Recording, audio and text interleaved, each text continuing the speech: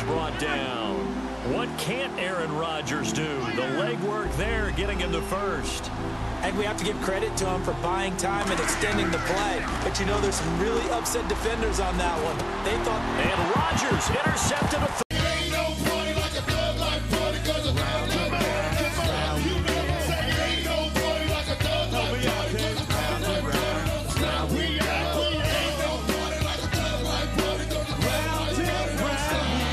Welcome to I Game Around, the podcast that is still searching for a tagline. Still haven't came up with it. It's been like weeks and I still haven't figured out what to say. Anyway, we're here with episode 32. It's the craziest thing in the world. I mean, sometimes I talk about it, sometimes I don't. But today is going to be one of the most realest episodes that I ever speak about.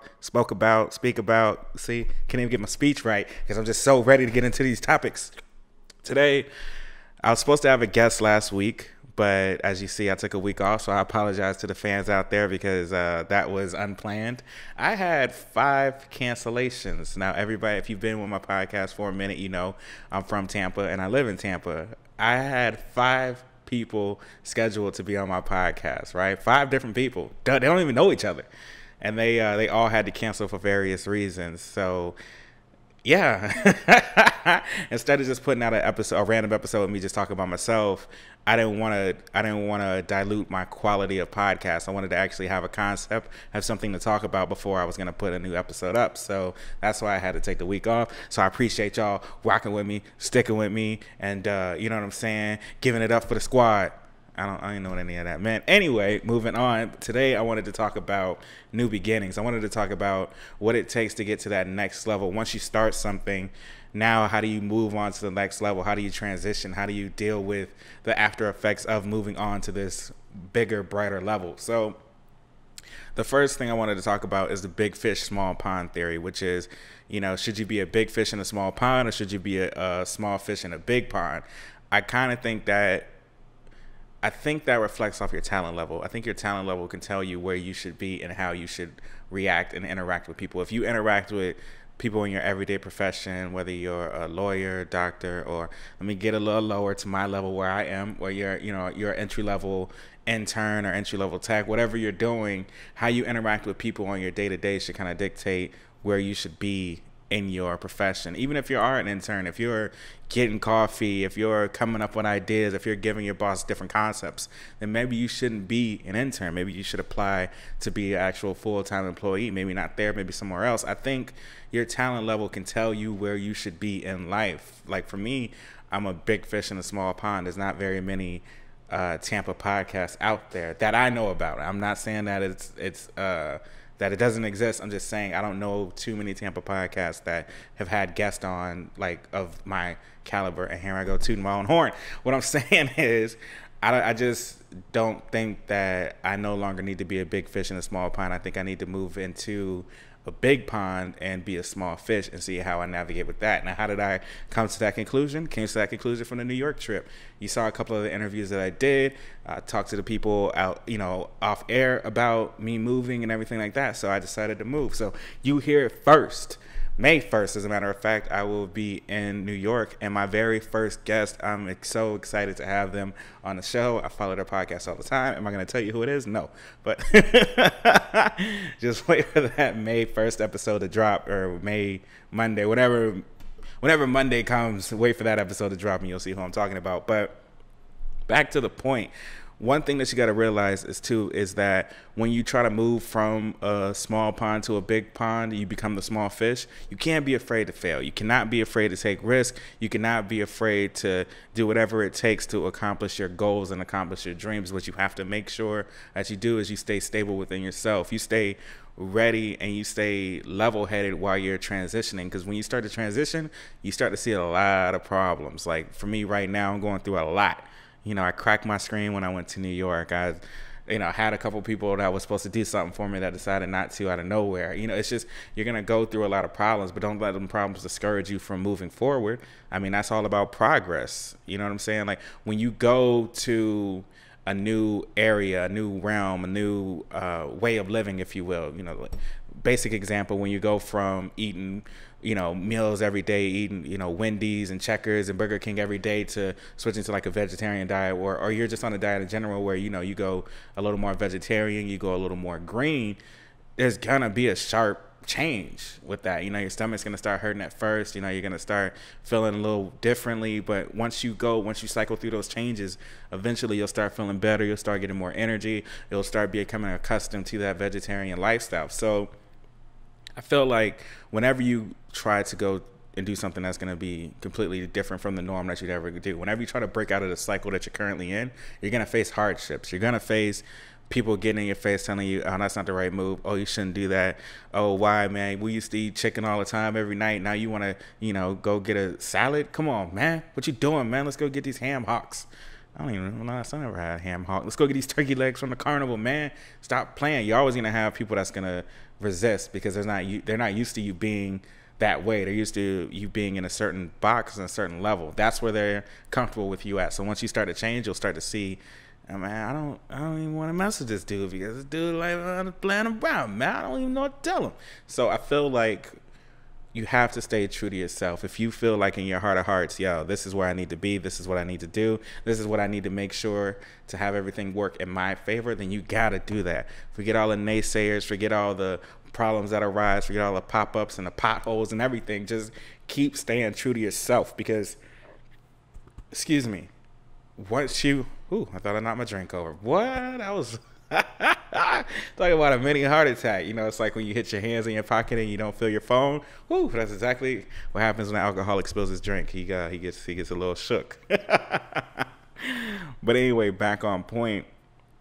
One of the things that I also wanted to talk about, when it comes to making changes and seeing that transition and dealing with those problems when you're going through transitions, is I have a theory that success, how do I want to say this? Free will doesn't exist when you're successful. Now, what that means is when you become successful in whatever you do, right? Success is relative. It could just be I'm seeing my kids go to college, or I'm seeing, I just got a promotion at work, or I just got some new rims on my car. Whatever success is to you is always, relative to your lifestyle and how you choose to live your life. I feel like free will does not exist when it comes to being successful because there are certain things, and that's everybody's life. There's certain, people can love their job, love your job to death, but you still, when your alarm clock goes off at 6 a.m. or 7 a.m. in the morning, you still roll over like, damn, I wish I had 10, 20 minutes more sleep. You feel me? When you have something that's successful, when you become successful, free will no longer exists because you no longer listen to, let me go fuck up and do this. Let me go fuck up and do that. You start to listen to what it takes to remain successful. I also feel like whatever brings you up will bring you right back down. The same way you became successful is the exact same way you will either remain that way or you will go right back down to where you were. Like a prime example, because I was watching the Death Row Chronicles recently, and I've been watching Unsolved too. I'm really into East Coast, West Coast beef. But anyway, that's beside the point. One of the main figures, obviously, is Suge Knight. Now, Suge Knight came in, quote unquote, bullied his way into the game, and he made all these deals, and he was punking people, and he was making people take 10 shots of piss, like all this crazy stuff that he was doing, right? Once that was working for him. So once it started to work for him, he started to do it more and more and more and more and more. And his business grew into a $100 million record label. But once he kept doing that, it also took him right back down to the bottom. And then he got that parole violation for kicking that guy when Pac got into the fight. And he got 7 years, if I'm not mistaken. It might have been 5 years. I'm going to go with 5. 5 for 400, Alex. But that doesn't even make sense. I was like, I combined 2 games. Anyway, my point is that the same way that took him to the top took him right to the bottom. So when you're on your rise, when you're trying to start making moves, when you're trying to start transitioning, realize, what am I doing wrong in a situation? Things may be going in my direction, but what can I improve on? Start improving on it now before you get to the top. Because once you make it to the top, obviously, no matter what, nobody's ever going to be perfect, right? Everybody knows that law. You'll never be perfect no matter what you do in your life. Nothing will ever be perfect. But what you can do is you can improve so you can lessen the chances of failure. You know, you might even be able to get to a 99.99999% perfect chance of doing something, right? But that's still not perfect. 100% is perfect. So what you got to make sure you do is interception, biatch. This guy was talking a lot of shit, man. Like, we were cool with the first quarter, and then Pink Warhawk, man, I don't know what happened, bro. You just started running your mouth, and I was like, all right, okay. I wanted to make sure I showed this game because people keep trying to challenge me in Madden thinking I won't bust they ass. Pause. Anyway, back to the situation at hand. So basically what I was saying is that to wrap it all up, just make sure you are improving yourself while you're accomplishing your dreams, while you're accomplishing your goals. Make sure you are taking calculated risks, taking calculated chances. One of the biggest risks that I took in my life was when I quit my job and moved to LA. You know, I had like, I think like $1,000, if that, when I moved. And, you know, I was one of these people that thought, yeah, I'm gonna move with a little bit of money. And then, a year from now, I'll be able to tell a story about how I was discovered as a comedian and blah, blah, blah. But my heart really wasn't in comedianism. That's not even a word. My heart wasn't in to becoming a comedian. Like, every day before I would go to an open mic, I would just, drink, and then I go on stage and just talk a whole bunch of ish for 5 to 7 minutes. And now another comedian could have used that 5 to 7 minutes to work on his craft, but I was just BSing. So it wasn't until I moved back home and then, I started to think, well, what do I really like to do, and break down why I like to do this and why I like to do that I started the podcast. So sometimes even when you're going through that transition and you fail, that just means that there's another idea out there, or there's something else that you could be doing that's going to prosper. And all that you've learned from that failure will make you prosper even bigger than if you would have just started this idea originally. Had I not went to LA, I would have never known, how to write like a comedian, how to get on stage present, how to control a mic, how to control a crowd, how to host. I would have never learned any of that because I would have just went straight into a podcast and missed that whole chapter. So sometimes failure is just a chapter in your life that's going to prosper into something bigger. So when you're in a situation at the time, you're thinking, man, this is some BS. I wish I could go out and do, become a successful comedian. I wish I could just, be a one night only kind of guy. And, I'm selling out arenas. I'm Kevin Hart. I'm starring in all the movies. I'm doing all these things. But that's not your lane. That's not what you're supposed to be doing with your life. That's just a chapter in your life that's supposed to prepare you for something greater. So one of the other things that attempting to become a comedian, because I wasn't one, obviously, one of the other things that it taught me was how to network, how to interact with people that I never met before. When I moved to LA, I didn't know one single soul that lived in LA at all.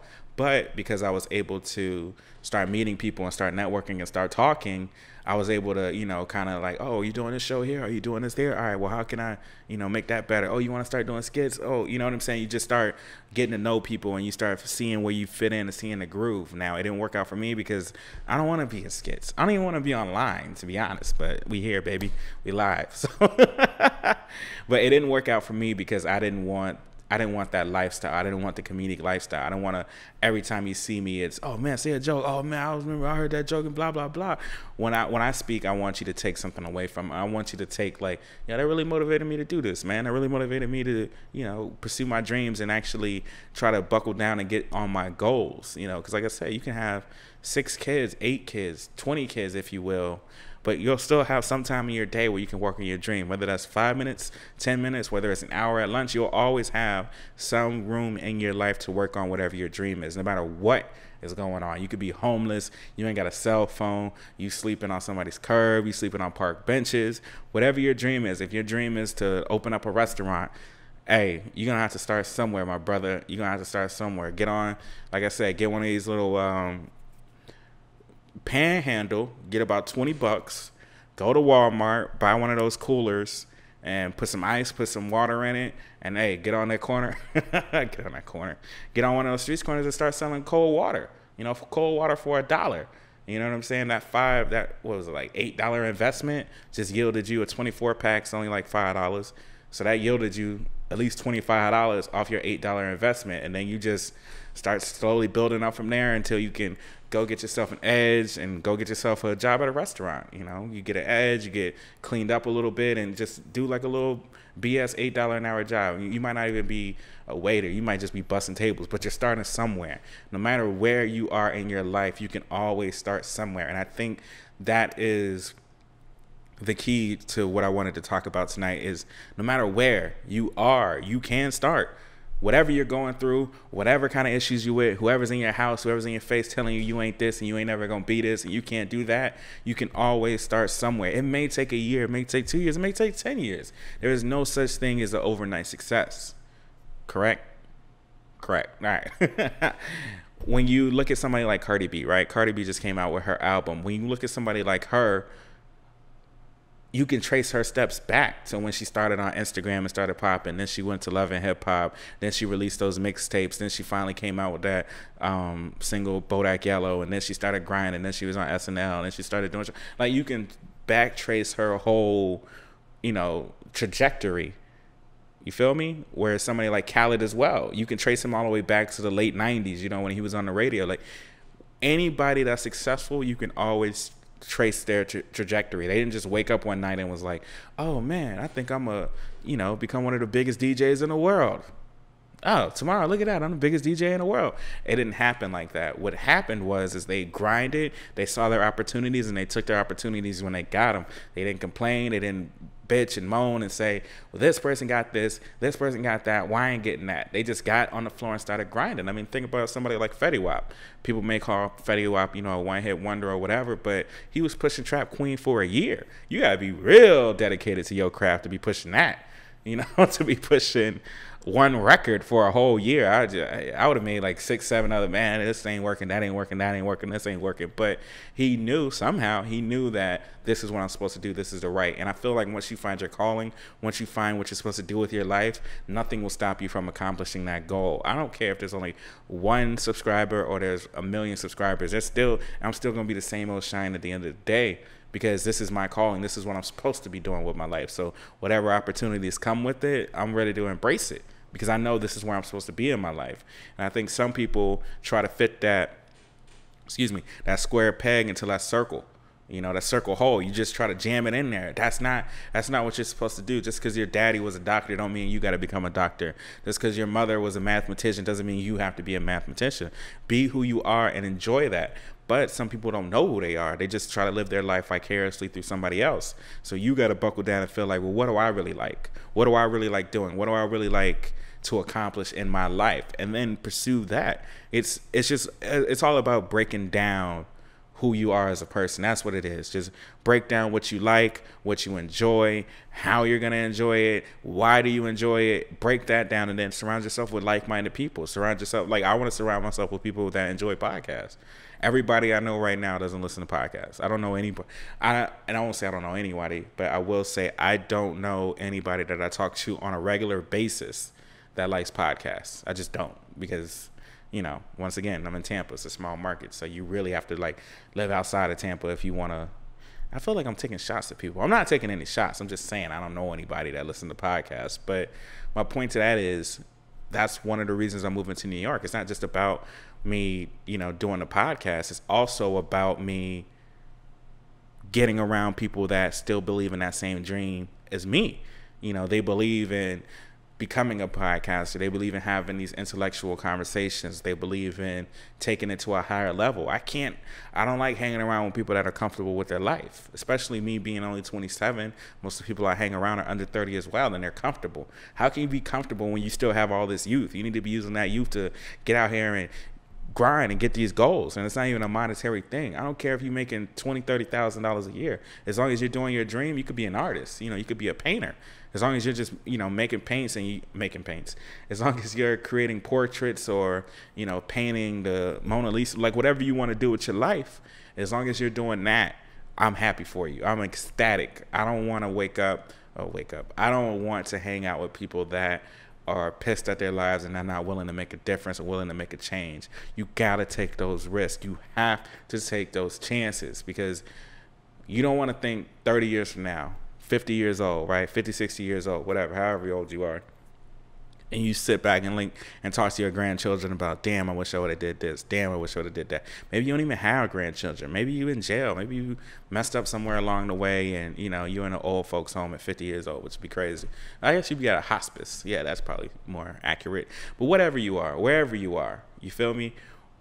you want to make sure that you could take all the risk you can while you had the chance. Youth is an incredible gift. Youth is probably the best gift you'll ever have in life. There'll be no greater thing. I mean, Warren Buffett's what, 80? He has all the money in the world, but I would put my bottom dollar on it. He would trade all that money to go back to being 20 years old, 30 years old.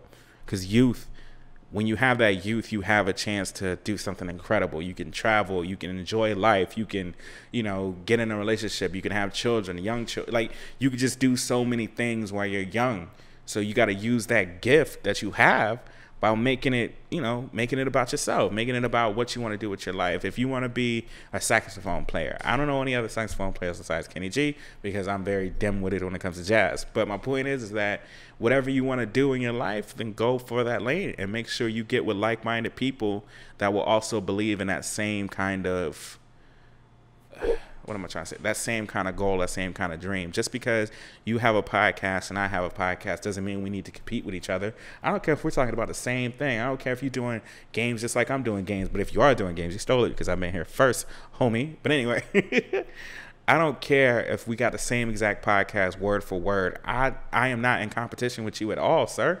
At all. What I am in competition with is being a winner. Yeah, you see how this nigga quit? It's like a flaw. Then you're gonna try to offer me a friendly quit. You can't talk ish to me and then tell me, oh, well, I know you whooping my ass, but, you know, can we do... I only play ranked games, by the way. But, you know, you can't be a dick to me and think that I'm gonna accept a friendly quit. No, you're gonna take this L and you're gonna realize what this L did to you. So, anyway.